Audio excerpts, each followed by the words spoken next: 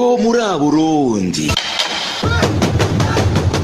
Humura Burundi est un magazine qui sert de pont entre les Burundais en exil et ceux restés au pays à travers des informations bien fouillées concernant tous les domaines de la vie du pays. Le magazine Humura Burundi est diffusé sur le web via le site de la RPA www.rpa.bi. Humura Burundi. Merci de votre fidélité, chers auditeurs de la RPA. Bienvenue au magazine Humura Burundi de ce 21 mars 2019, dont voici les principales articulations. Après l'échec de l'EAC dans la conduite du dialogue inter-burundais, la société civile s'en remet à l'Union africaine. Une correspondance a été adressée à cette organisation à cet effet. Tensions vives entre éducateurs et parents d'un côté et l'administration de la province Bubanza de l'autre. À l'origine, l'attribution d'une parcelle appartenant à l'Ecofo Kizina par le gouverneur de la dite province. Et dans ce magazine, nous ferons également un tour en République unie de Tanzanie, où l'étau se resserre de plus en plus autour des réfugiés burundais qui y ont trouvé asile. Voilà pour le sommaire. La mise en onde de ce magazine est assurée par ingénieur Égide Mgemelo. Josiane Mouzanedza est à la présentation. Dans quelques poussières de secondes, le développement de ces titres.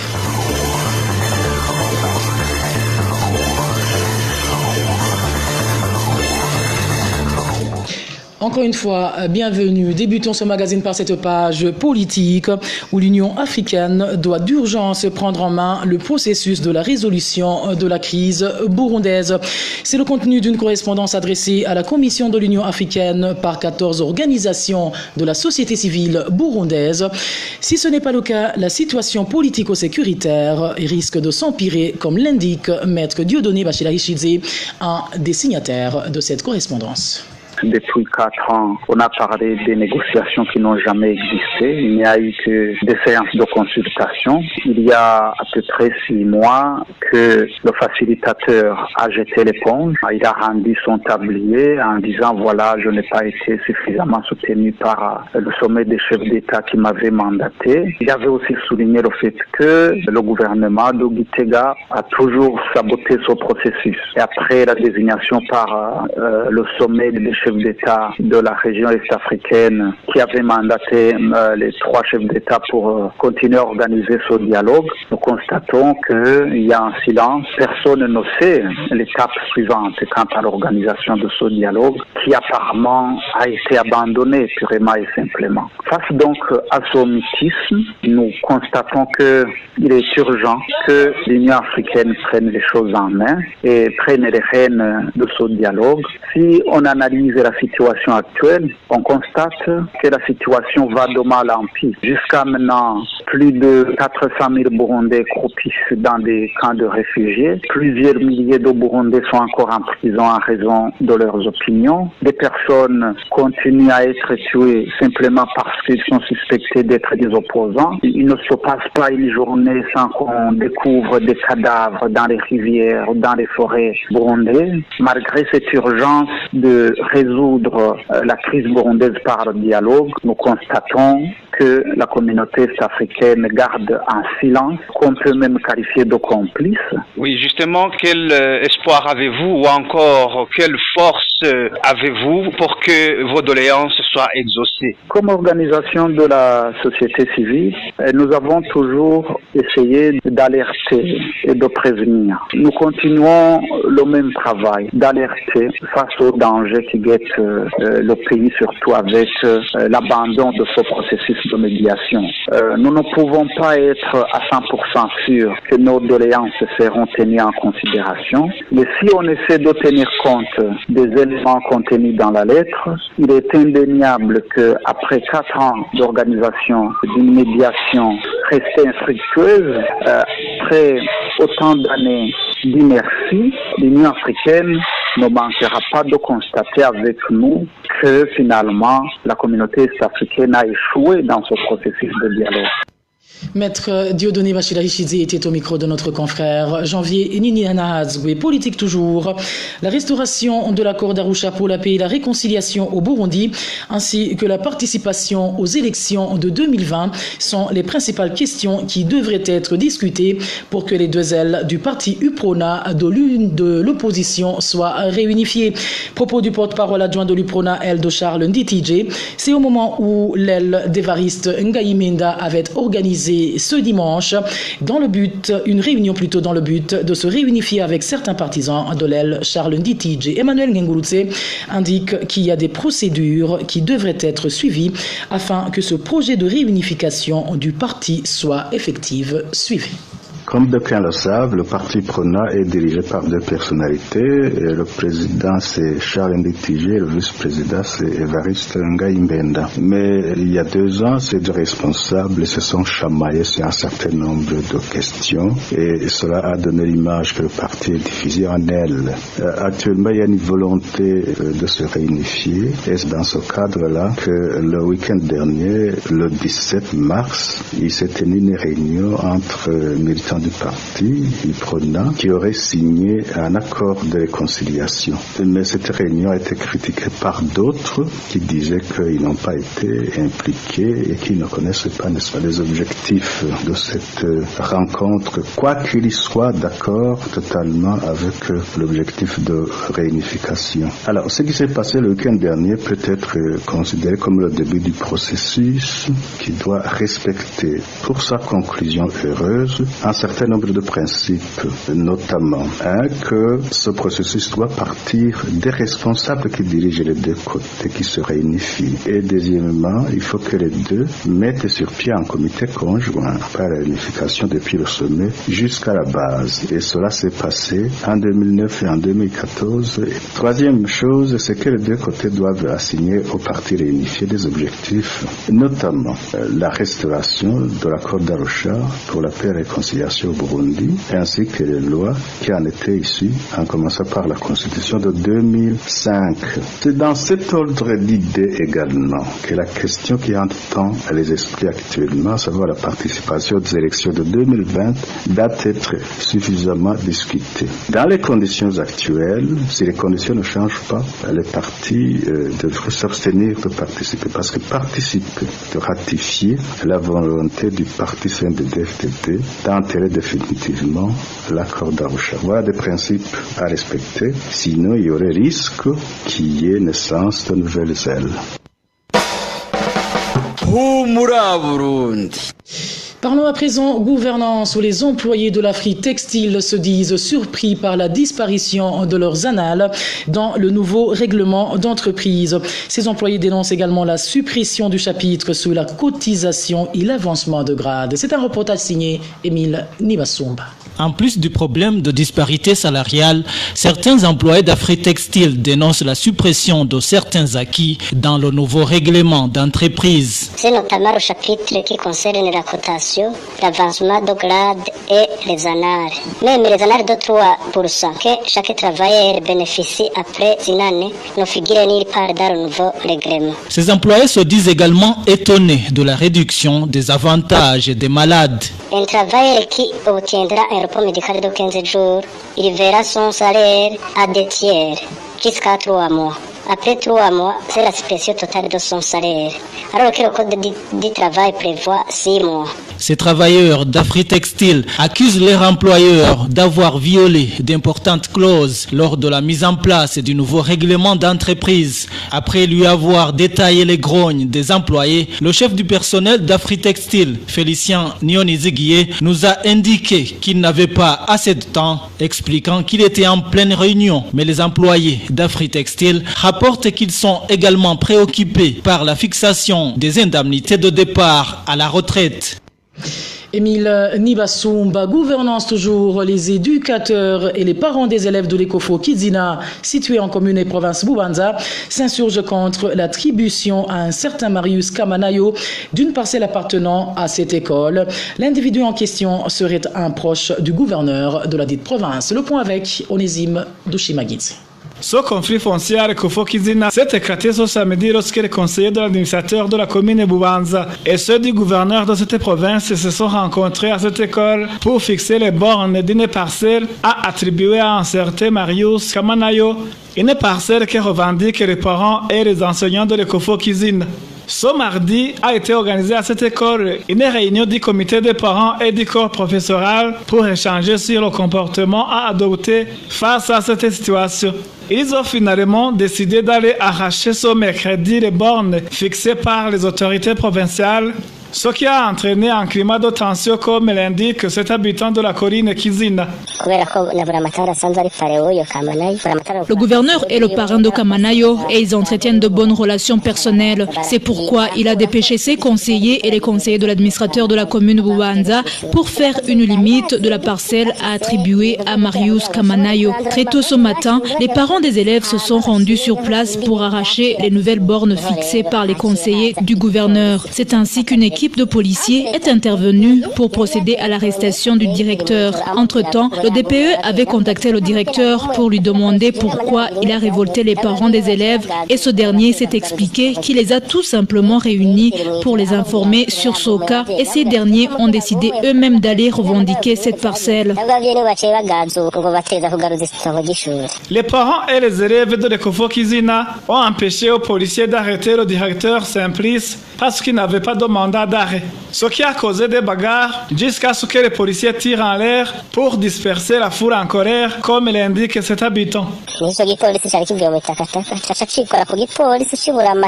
Ces policiers en provenance de la zone Mitakataka se sont joints à ceux de Buramata pour contraindre la foule de livrer le directeur, mais elle a résisté, arguant qu'ils doivent montrer un mandat d'arrêt. Les enseignants ont réussi à faire échapper le directeur, ce qui a accentué la colère des policiers. Ils ont finalement menotté le maître responsable prénommé Eric, ce qui a révolté les élèves. Ils ont pris des pierres et des objets de différentes sortes pour combattre les policiers et ces derniers ont tiré en l'air pour disperser la foule en colère.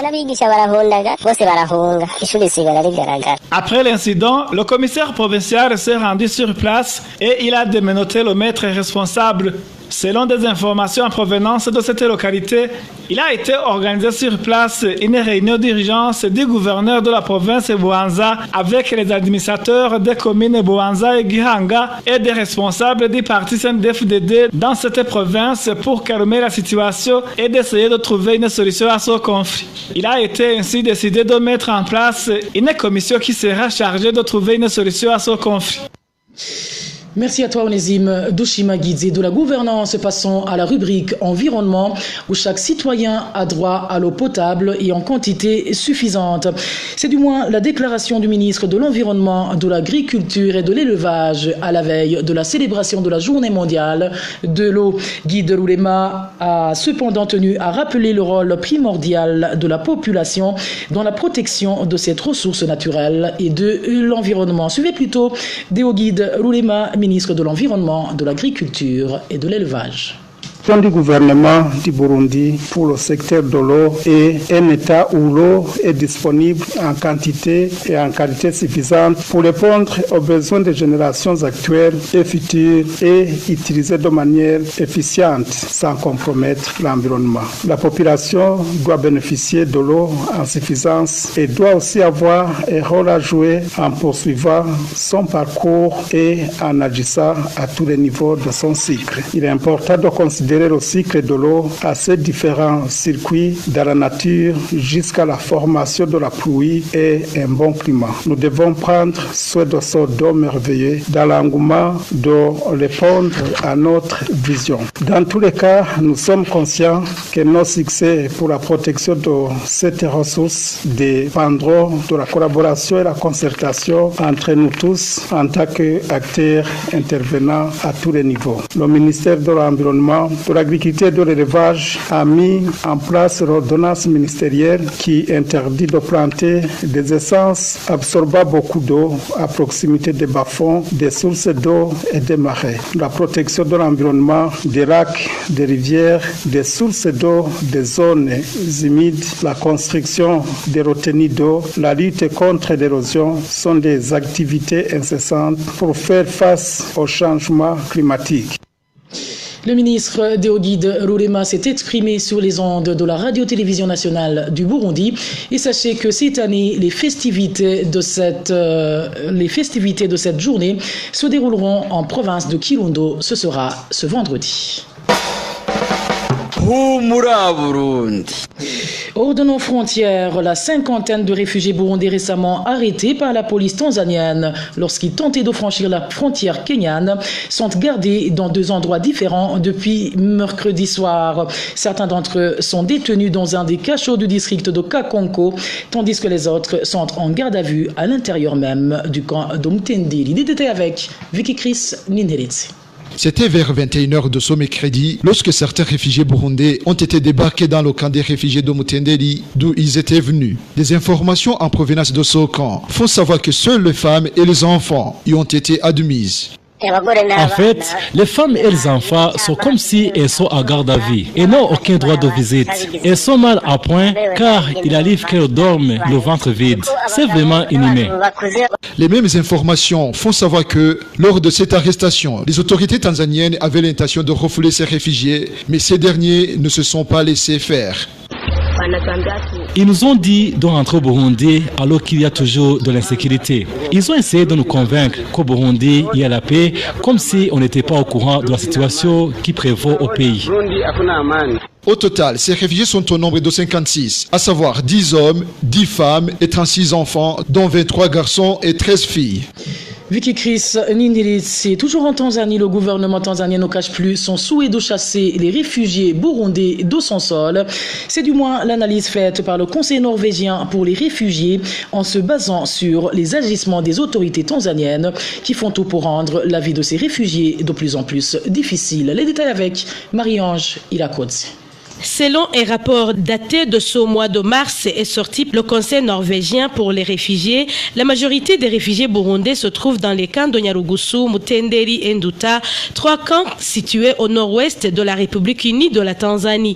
Le Conseil norvégien pour les réfugiés indique que le gouvernement tanzanien a tout fait pour rendre plus difficile la vie des réfugiés vivant dans ces différents camps, notamment en limitant toutes les activités génératrices de revenus. À travers son rapport, ce Conseil donne l'exemple de la fermeture des marchés et d'ajouter que toutes ces mesures prises par le gouvernement tanzanien montrent qu'il devient de plus en plus difficile d'être réfugié en Tanzanie.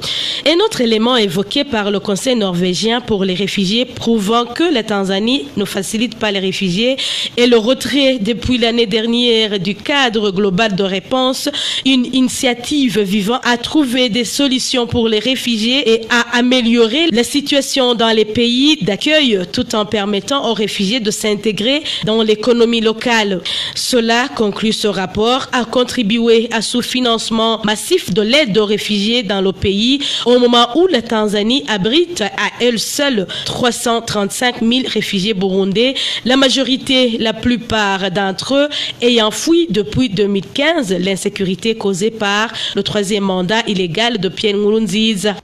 Marie-Ange Ilakodzi, pour illustrer justement les propos de cette ONG, les taux se resserrent de plus en plus sur les réfugiés burundais des camps d'Onduta et Mtendeli se trouvant en Tanzanie. Depuis le début de cette semaine, les mesures interdisant le grand commerce sont entrées en vigueur, un fait que les réfugiés interprètent comme n'ayant d'autre but que celui de les contraindre plutôt à se rapatrier. Le point avec Balthazar Mibour. La commercialisation de la viande au camp d'Onduta est interdite depuis ce jeudi. L'annonce a été faite ce mercredi soir par un des responsables du camp. Témoignage des réfugiés du camp. Kuri uyu muhingamo mukuru w'ikambi yamenyesheje abayangayanga. La soirée de ce mercredi, le responsable du camp a annoncé aux réfugiés bouchers qu'ils ne sont plus autorisés d'abattre les animaux à partir de ce jeudi. Donc, tous les stocks de viande devaient être vidés ce mercredi.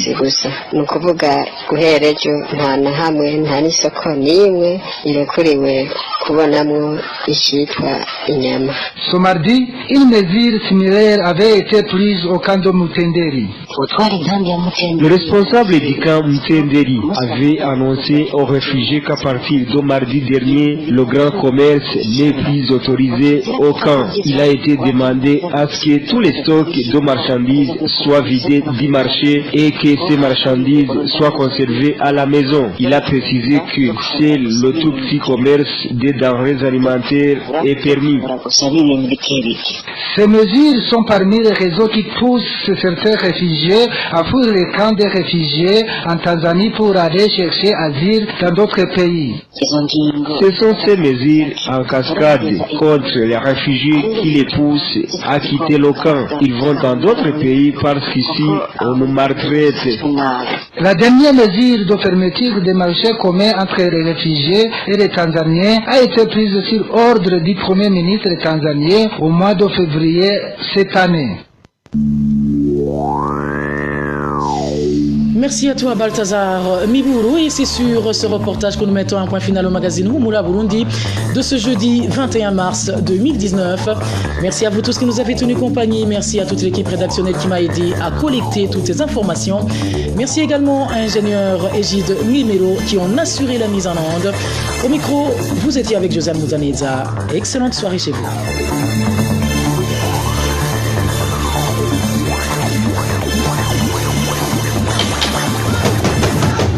C'était le magazine Humura Burundi. Un magazine comptant pour relier les Burundais en exil et ceux toujours au pays à travers une information de qualité.